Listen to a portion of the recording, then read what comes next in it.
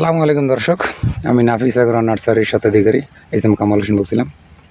দর্শক, আপনাদের যে কিছুদিন আগে আমি একটা করলার ভিডিও দিয়েছিলাম গত মাসের 25 তারিখে, মানে এই মাসের 25 তারিখ, অর্থাৎ আরও 5 দিন আগে। তখন আমার এই করলা গাছের বয়স ছিল মাত্র 27 দিন। তো ওই সময় দেখাইছিলাম যে করলার জালি পড়ছে। তো এখন আমরা আজকে হলো যে 30 জুলাই, এটা আছে ওই গত মাসের 28 তারিখ লাগাইছিলাম, 28 জুন। তো সেই হিসেবে আজকে গাছের বয়স হলো 1 মাস 2 দিন।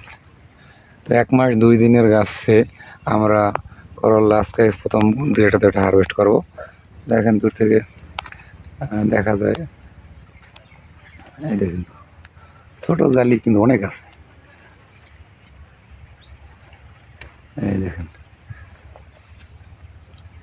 এই যে করলা, এটা আমরা লাগাইছিলাম হলো ইন্ডিয়ান একটা জাত, নামধারী কোম্পানির।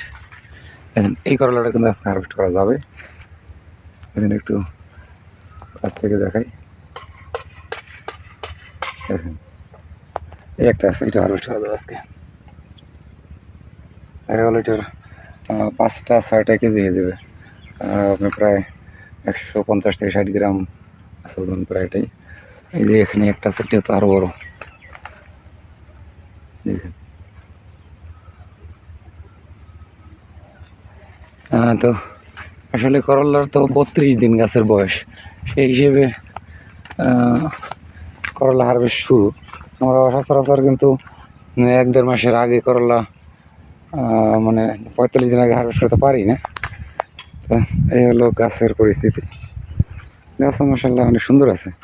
করলা গাছে তো প্রচুর বাইরে আছে, সেই তুলনায় তেমন একটা নাই বললেই চলে, 2-1টা গাছ মাঝে মধ্যে।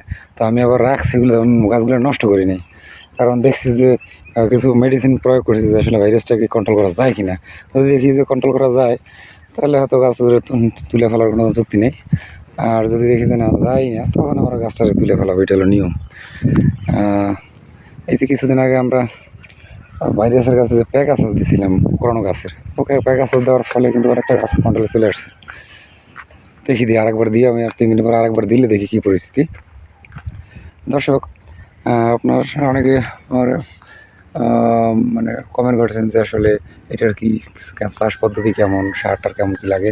তো আমি সেই ভাইকে উদ্দেশ্য করে বলছি যে আমাদের যে স্ক্রিনে দেওয়া একটা সারের যে শিট দেওয়া আছে, আপনারা ওখান থেকে সারের ব্যাপারটা জানতে পারবেন। আর মূলত কীটনাশকের ব্যাপারটা আমরা করলার জন্য বিশেষ করে যে পাতা কুকরি দেয়, যেটা এই কুকরিটা হলো কিন্তু মেইন।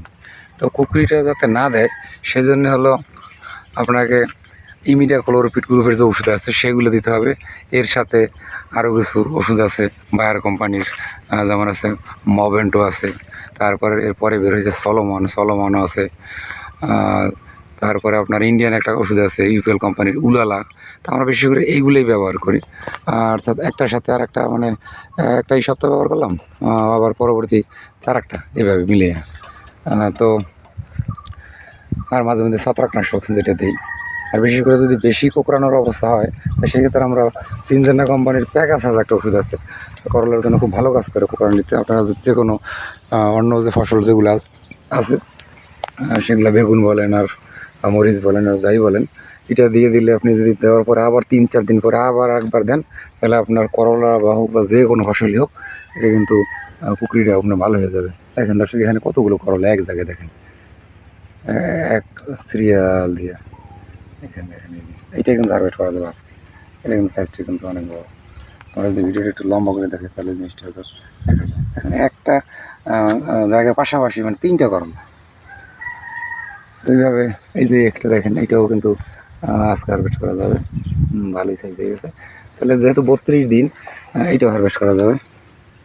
এটাও কিন্তু বেশ ভালো সাইজ, দেখেন একেবারে কিন্তু কোনো মাছি পোকার কোনো যেটা ফুল ফুটায় সেরকম কোনো অবস্থা নেই, মাছি পোকা নাই বলে চলে।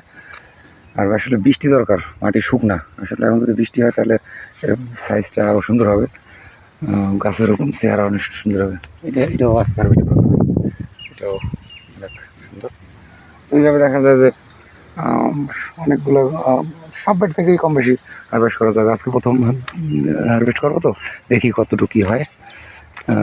তো দর্শক, আসলে আমাদের এই ওষুধগুলো, যে ওষুধের নামগুলো বললাম, এগুলো যদি আপনারা কন্টিনিউ স্প্রে করেন তাহলে করলা চাষ করার কোনো ব্যাপার না। অনেকে ভয় পান করলা চাষ করতে, যখন করলা চাষ করলে অনেকে লসে পরে, খুবই ভালো হয় না।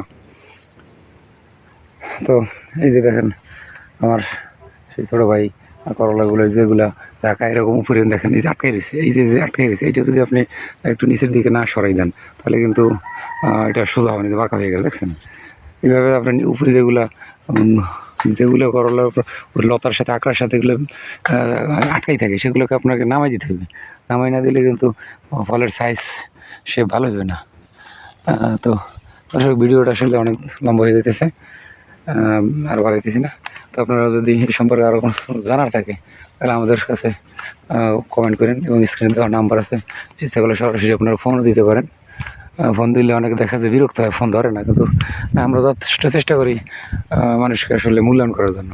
যত ব্যস্ততায় থাকি, লোক আসলে ফোন দিলে, কথা বললে তারা যদি একটু সময় না দিতে পারি, এটা আসলে খারাপ লাগবে। হয়তো অনেক সময় ব্যস্ত থাকি, হুন্ডা থাকলে আসলে করা যায় না, ফোন রিসিভ করা যায় না। যদি তখন ফ্রি হই তখন ইনশাল্লাহ আপনাদের সাথে কথা বলবো। দর্শক, ভালো থাকেন সবাই, সুস্থ থাকেন, সবার সুস্বাস্থ্য প্রত্যাশা করে এখানে বিদায় নিচ্ছি। আসসালামু আলাইকুম রহমতুল্লাহি ওয়া বারাকাতুহু।